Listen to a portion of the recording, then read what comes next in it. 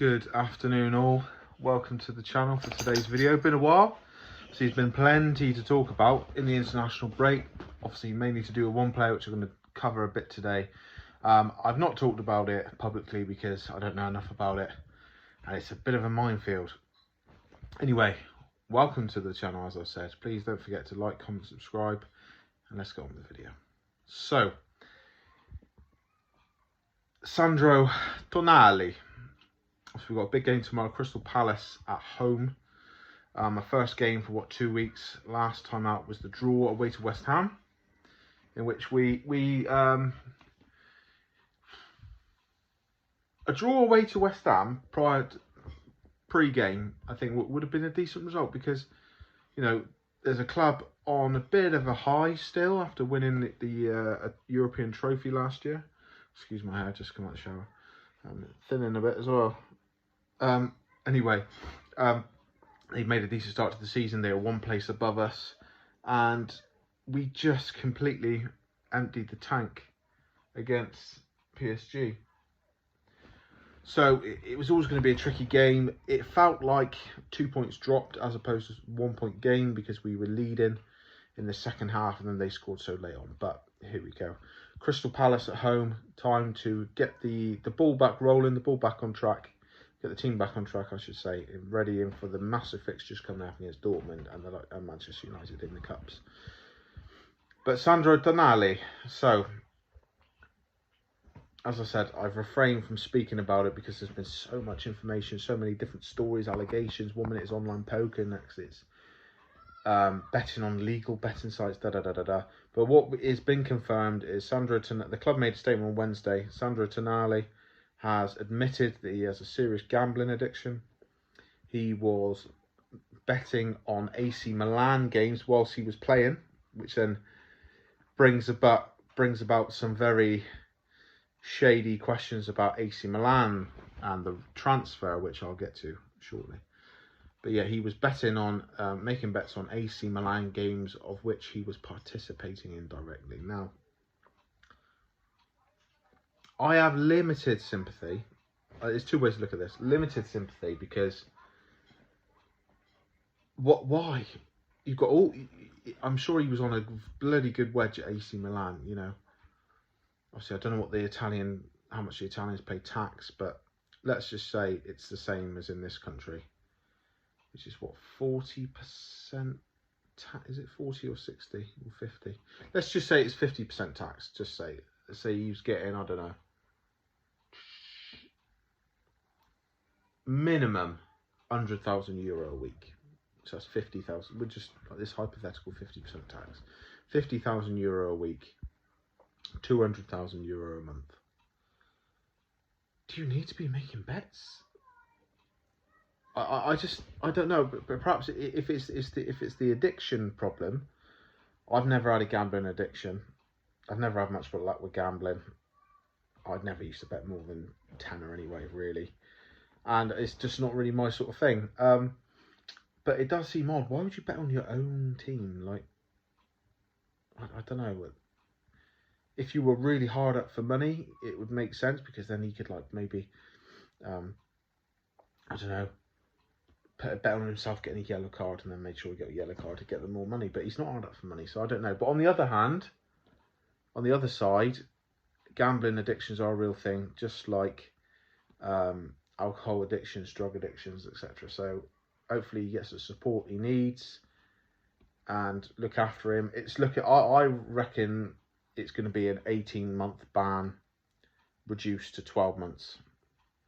So we're looking at what, next November before we see him again.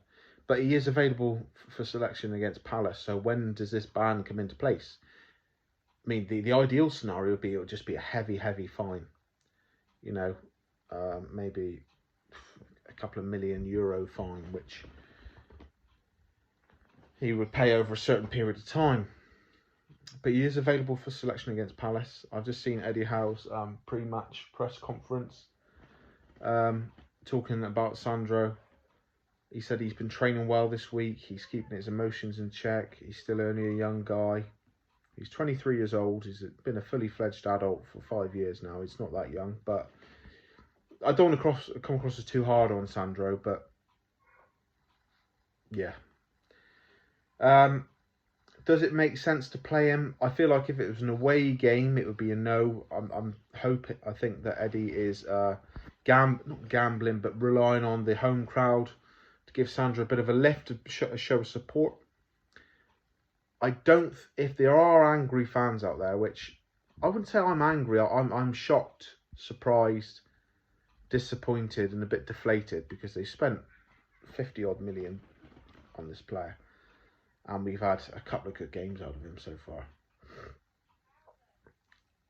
If there are angry fans out there, that anger is going to be pointed in the direction of AC Milan.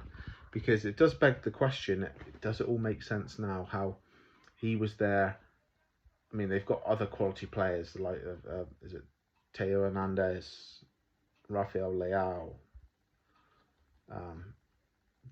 They're the main attack. Obviously, Olivier Giroud, but Leao and Hernandez are the big names.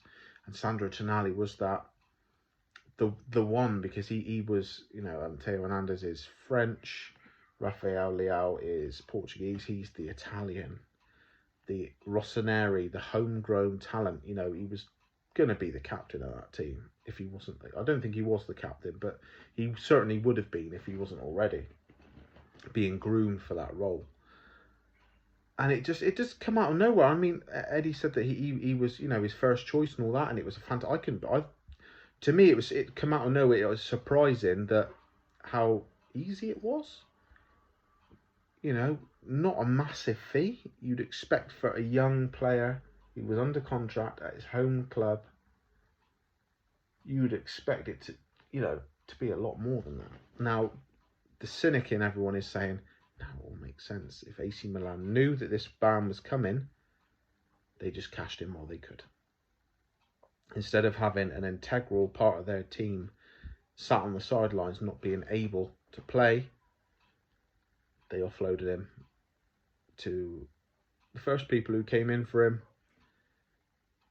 Some are saying naive Newcastle United. Now, Newcastle, Dan Ashworth, Eddie Howe do their homework. So there's deception at play here from potentially AC Milan, more than likely the player's agent, but unfortunately, and I'm sorry Sandro, you as well. In terms of blame and who's deceived who, Sandro Tonali is top of that list of deceiving Newcastle United, keeping this under wraps. Because we know that stuff like this it's big, it's serious. Premier League clubs are more aware of it than ever because of Ivan Toney.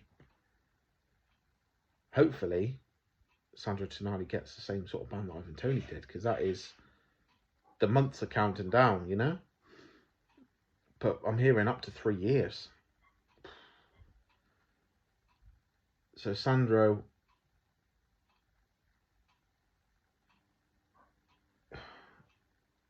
he's deceived the club there. He's been dishonest. He's hid something. But we don't know his struggles with gambling addiction. His agent may not have known. AC Milan may not have known. His I don't know I forget if they're married now. His girlfriend, partner, wife, whatever, she may not have known. His mother may not know.